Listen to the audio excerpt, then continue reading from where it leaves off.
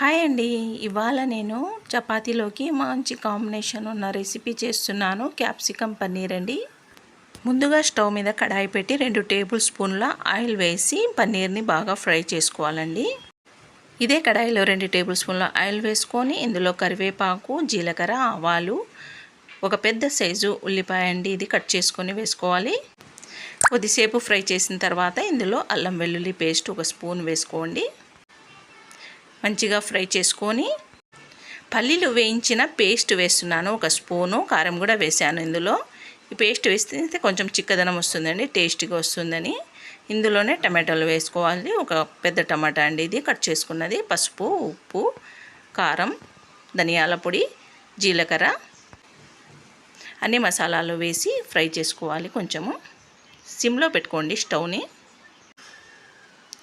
ఇది బాగా ఫ్రై అయిన తర్వాత టేస్ట్ కోసం కొత్తిమీర చల్లుకొని ఇందులోనే క్యాప్సికమ్ కట్ చేసుకున్న క్యాప్సికమ్ వేసుకోవాలండి. పెద్ద సైజు 3 క్యాప్సికమ్ తీసుకున్నానండి. సన్నగా తరుక్కోవాలి. ఇందులో వేసి మంచిగా కలుపుకొని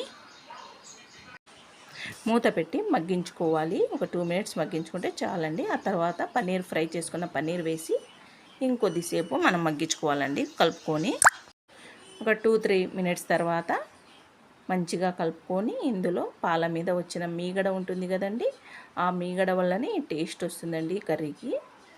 ఆ మీగడ వేసుకోవాలి. మంచిగా కలుపుకొని చాలా టేస్ట్గా ఉంటుందండి చపాతీలోకి తినడానికి. మంచి టేస్టీ రెసిపీ. 1 or 2 మినిట్స్ తర్వాత క్యాప్సికమ్ పన్నీర్ రెడీ అయిపోయిందండి. చాలా టేస్టీగా ఉంటుంది. మీరు కూడా ఒకసారి ట్రై చేసి చూడండి.